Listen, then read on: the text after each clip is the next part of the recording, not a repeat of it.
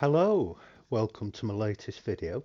This is on a canvas panel. I've had a good old clear out of my studio and found this panel. Got some nice burnt umber underpainting on it. And there's my palette, just metal tin. And start waving my hairy stick about and see what I can come up with. Bear with me, just loading my brush. Just got a bit of Payne's grey and a little speck of yellow as well. Quite high up on the horizon this time, just below halfway.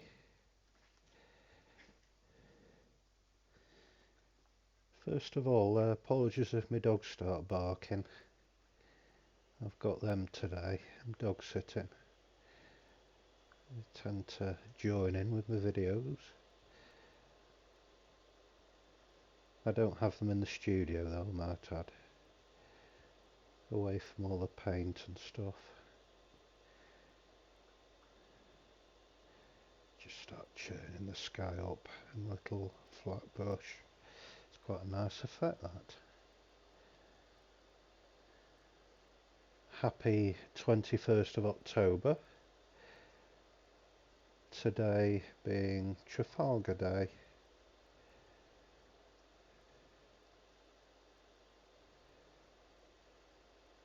So just spare a thought for all sailors, past and present, whoever they may be.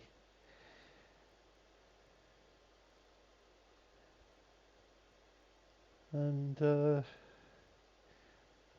think about Lord Nelson and the sailors who fought during the Battle of Trafalgar.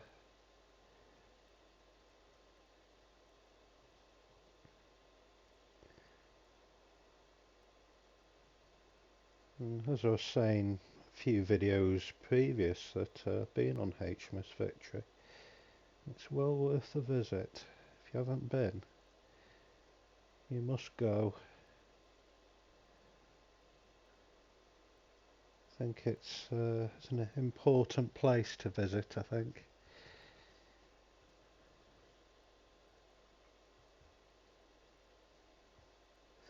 And another important place, it's the other end of the British Isles, it's up in the Orkneys, and it's the Battle of Jutland, war graves up there. It's really such a moving place. You go up there and there's the memorial itself, and it's got countless names on the memorial, and there's just this sea of white crosses of gravestones and things, and it's on Hoy up in the Orkney Islands, and there isn't. When I went, there wasn't a soul. It was absolutely deserted. And it's just sent your hair on end being stood in a field in the middle of Hoy.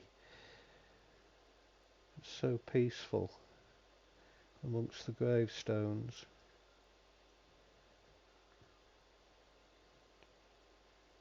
And on the gravestones, obviously, it has the person's name and the age.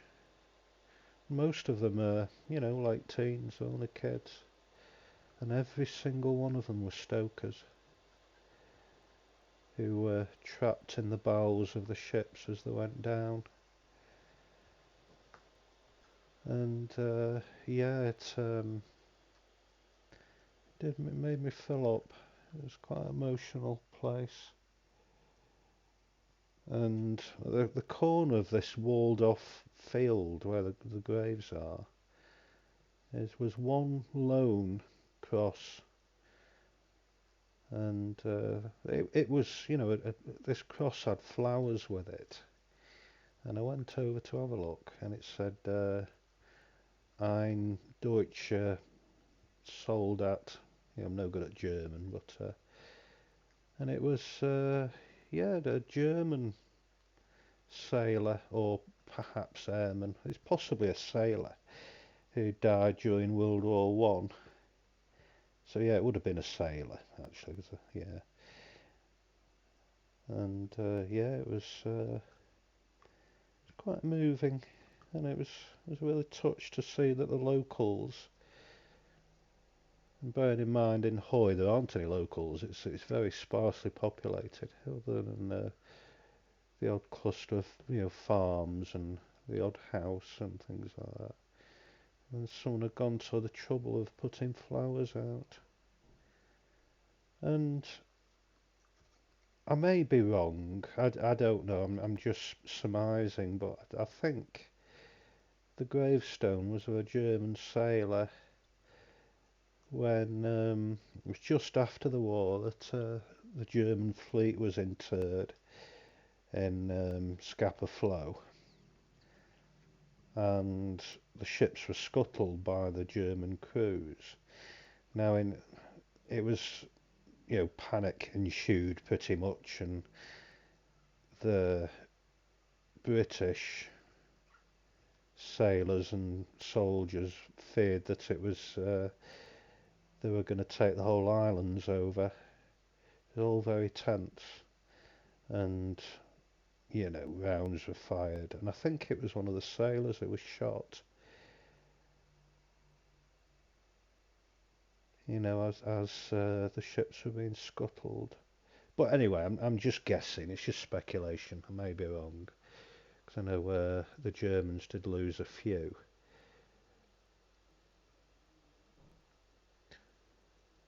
During the scuttling of the German fleet. So anyway, yeah, all these gravestones. It dawns on you that they are all stokers, every one of them, and that the graves would be empty. They'd just be house bricks in a coffin, lowered down, and that was that. Because of course the bodies are all at the bottom of the sea.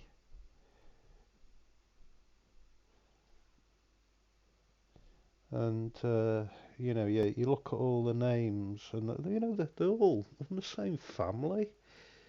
These lists of names, a lot of them, and a lot of them would have had breakfast together and served together.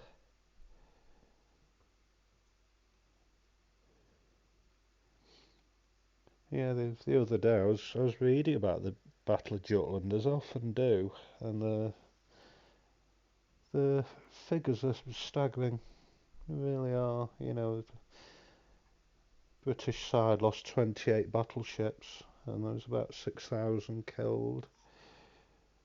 It really was frightening.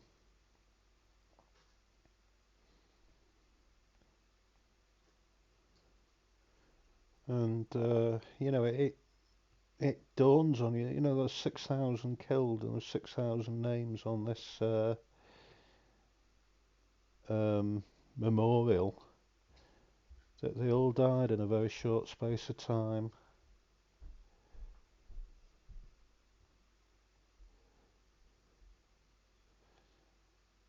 Yeah, it would have been frightening. You just can't imagine in modern times what it would have been like.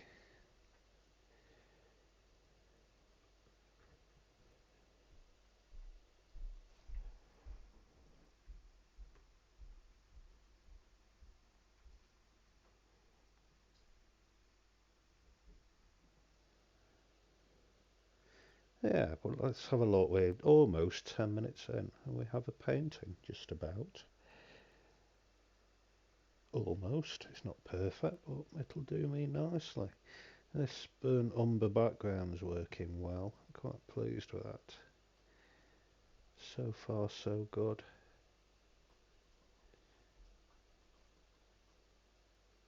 Yeah, I remember. Oh God, speaking about the Navy and all that business. I remember in the 90s there was HMS Plymouth the frigate who sailed down to Falklands War 1982, and berthed alongside the frigate HMS Plymouth was HMS Onyx, the submarine who also went down to the Falklands. And I used to go there as my grandparents lived in West Kirby, so we did a few trips over to Plymouth and Onyx. And anyway, a few years went by, and sadly, I think they've both been scrapped, which was such a shame. I don't think people could afford to keep them maintained and staffed and everything else like that. It was so sad when they got towed away and scrapped. And anyway, yeah, a few years later, there was a good friend of mine. He served in the Navy, and he served on HMS Plymouth's sister ship, HMS Rothsay. And I said to him, "Hey, we'll go to HMS Plymouth one day," because we used to work together. We used to we were part of a crisis intervention team working with troubled kids. So one day during work, we took a young person who was in our care, whose name will remain unmentioned for confidentiality. Me and my mate took him to HMS Plymouth, and we went round it. And the second we stood onto the, up the gangplank and on the deck, my mate's face, it was strange. It was as if he was 20 again. He could, literally see and hear and smell, how the ship would have been. As I say, it was Plymouth's sister ship he served on, but it's just about identical in every way. And it was fascinating going round with him. It's better than any guidebook, because he could tell me everything about it. And yeah, it was just amazing. Every little nook and cranny of the ship he told us about it, which we didn't know before. Having gone in the past, we just wander around and go, oh yeah, the galley, oh yeah, there's a gun, not knowing anything about it. And he was able to explain it all. And I was walking along, this big long deck. I'm not a seafaring man. A big corridor thing in the bowels of the ship, and there was the classic big steel doors you shut and turn the handle with the wheel thing to lock it to seal the ship. And I said to all along this corridor in on the floor were these plate size, literally the size of a dinner plate, um, like covers. I didn't know what they were. I said, what are these things down here on the floor? He says, oh, if the ship's hit, they're the escape hatches. I mean, surely not. They're the size of a dinner plate. How would you get out of something that size? Because he was a big bloke.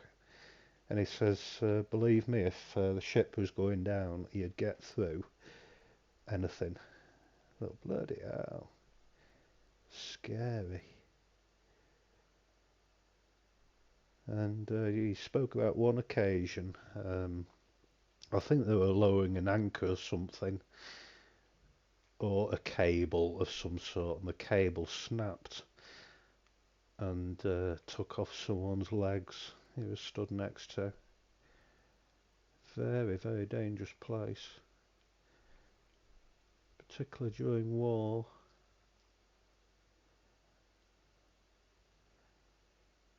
Yeah, I do miss Plymouth and Onyx.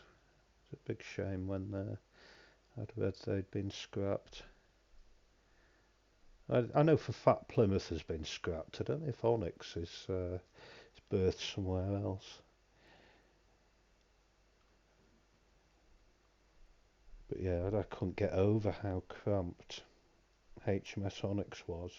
It was only a little diesel electric affair. It's not like the massive, nuclear submarines you get now. It's only small, so it would have been very, very cramped. And yeah, of course, during the Falklands, they had, the full crew, and then they had SAS guys as well, so it was incredibly cramped.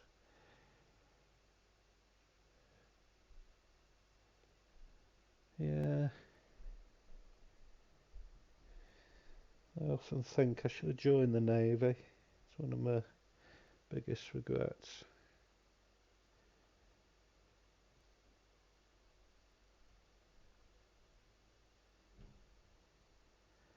Yeah, I've got huge respect and admiration for anyone who chooses the Navy as a career.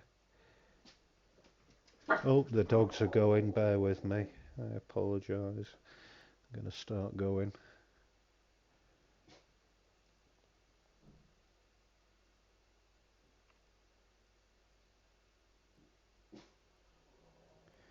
Yeah, I'm quite pleased with this so far. Not bad at all.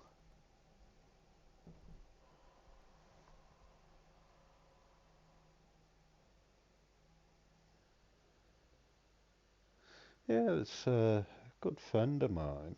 He joined the Navy, went on submarines. Sorry about the dog. Yeah, he used to go away for months at a time, and he never spoke about it because he wasn't allowed. It was official secrets. It was all top secret. We always used to ask him, but he wouldn't divulge anything where he'd been or where he was going. And he was on HMS Vanguard. That's the one time he spoke about it a few years later. He was on HMS Vanguard when I think it was back in 2009, I think, when he was in bed one night because they do the hot bunking. You share a bunk with somebody else, so they go on duty, you get the bunk, and then you go on duty, and your oppo gets the bunk, that sort of thing. And he was in his bunk, and there's an almighty bang, and lights going off, and red lights came on, and alarms going, all the rest of it. And that was when the Vanguard collided with a French submarine. I don't know if you remember it on the news, but it was on the news for a bit, and then it went quiet again. But yeah, he was on there when it happened. I'd have been scared. I'd been bloody panicking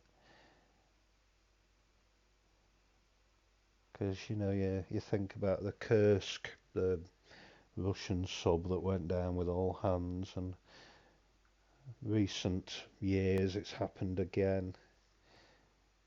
I can't remember which nationality it was, but another submarine came down. I think it was Brazilian or Argentinian or something, I can't remember, but it's quite recent. All hands gone. It was on a training exercise and disappeared.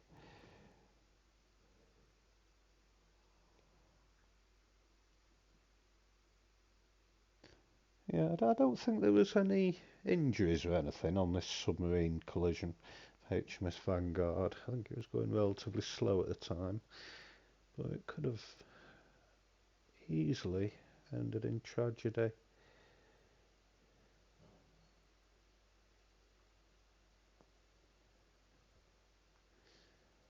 Yeah, my great uncle on my dad's side, my Uncle Len. I don't think I ever met. I've got his medals and his dog tag and a photograph in the house, which are lovely framed. But I don't think I ever met him. And he was in the Merchant Navy and he went to the Royal Navy eventually. And my granddad used to tell us about him, some of his exploits. And he was actually on a landing craft in D-Day. He was a petty officer at the time. I think he was in charge of this landing craft.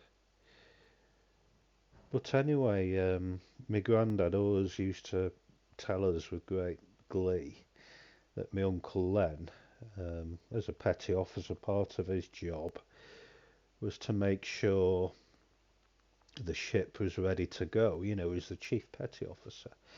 So he had to make sure the ship was seaworthy and ready to leave port.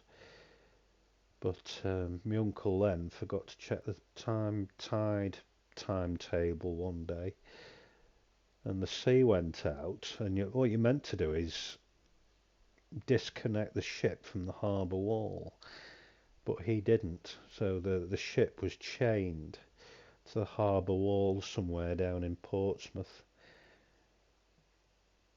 In mid-air while the tide was out and they couldn't go anywhere, they were stuck. Yeah, my granddad used to love telling that story.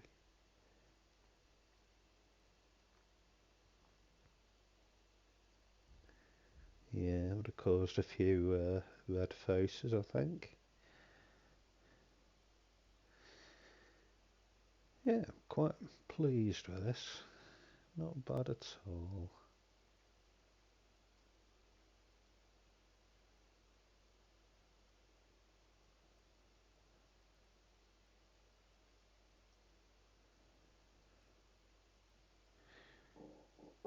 Sorry about the dog again.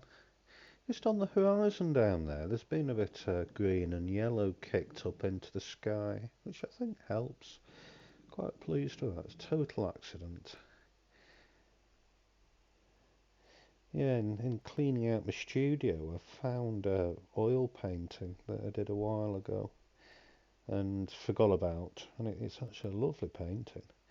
I can't wait to start using oils again.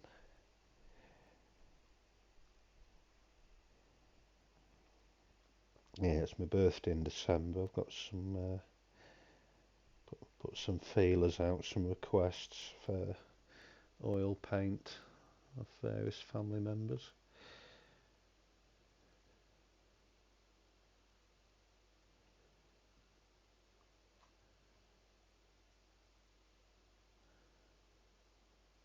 Yeah, this is almost there, I think. A few details going in. Yeah, it could be anywhere really.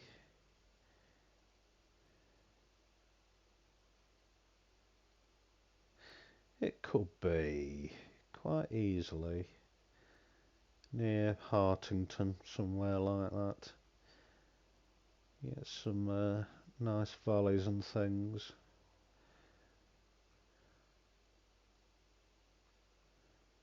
Or it could be Winnett's Pass. I don't know, it's all painted from my imagination. Listening to music. Could be anywhere. Interesting hill or two on the horizon there. Perhaps some trees.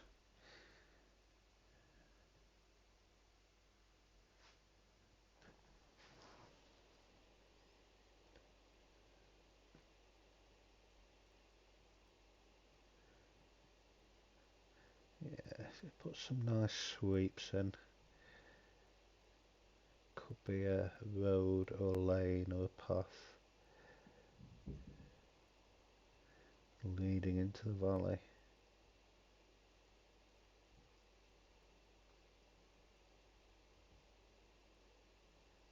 Whoops, a little accidental house or farm or something gone on there.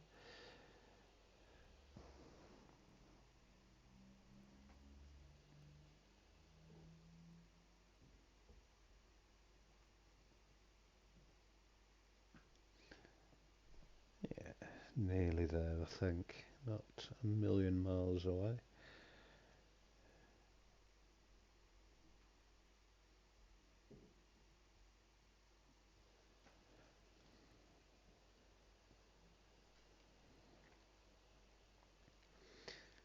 Yeah, incidentally the colours I've used are my usual Payne's grey. Used a bit of ultramarine blue, some sap green. Into the sap green I've just added a bit of carmine red just to make a nice earthy colour. And just yellow with a little dash of red in, just darken off a bit.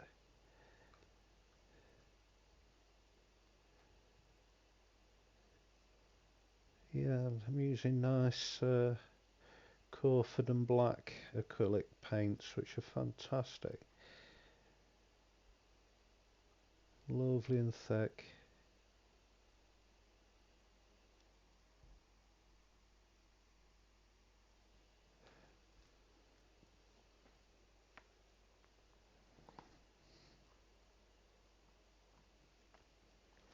Let's have a slurp of my Pepsi.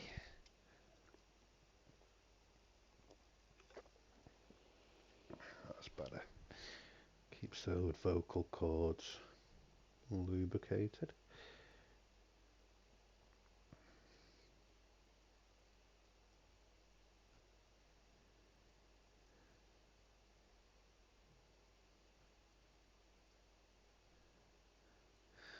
I do like working on canvas panels. Don't know what it is about them. Oh, bit of a road perhaps.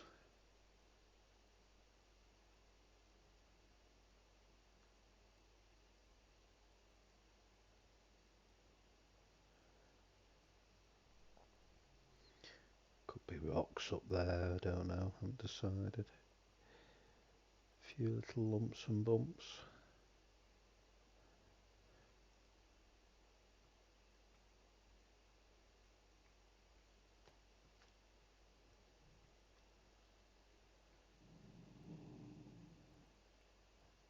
My dog grumbling again.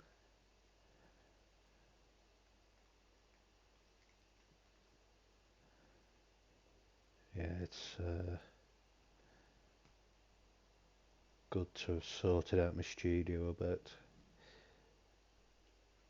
Good thing about having a good old tidy is I've got a bit more space. I'm not falling over things. And plus I've found a whole load of canvases I can paint over. Which paintings that I don't like anymore, kind of grown out of them. So I do paint over a few. So yeah, I've got about 20 paintings I don't like anymore to paint over, so I don't have to buy any more canvas for a while, which is nice.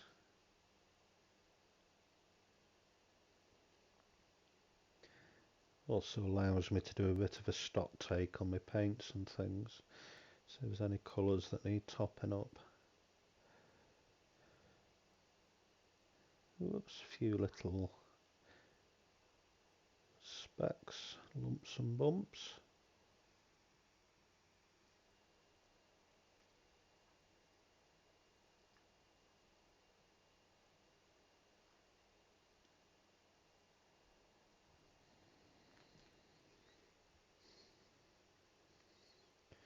Yeah, it's coming on very nicely.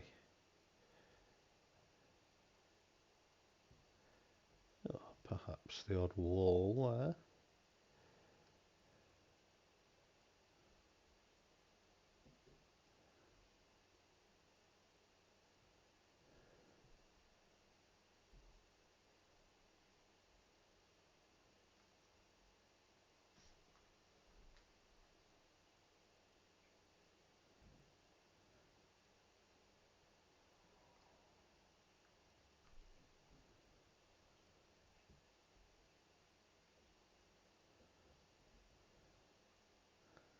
Yeah, it's quite interesting horizon this, I quite like it. And it's nice to have a bit more foreground than what I usually do. My foreground's normally as low as about a quarter up the canvas. This time it's nearly half. I think it's worked quite well, so I'll keep doing that. Yeah, it's a few more shapes in the sky. I think we will be just about dandy. Getting that instinctive feeling that we're done. I can't do any more. Yeah, so that's the trick, knowing when to stop.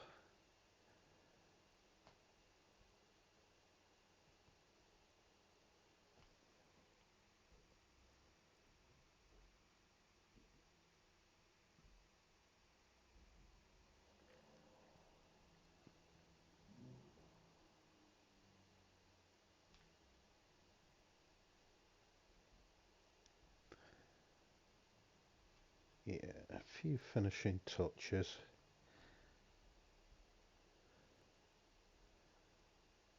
Before I call it a day. I say call it a day, I'll probably do, I'll edit the video, then do another painting later.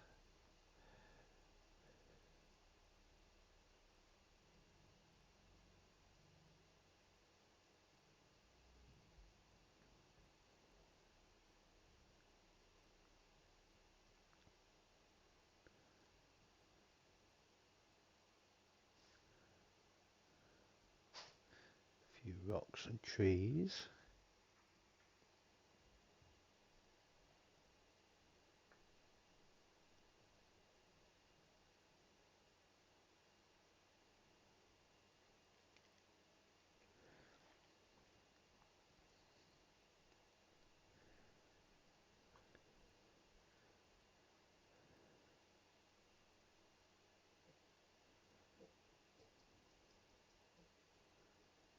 Yeah, I like where my skies are going at the moment. So I think that is just about dandy.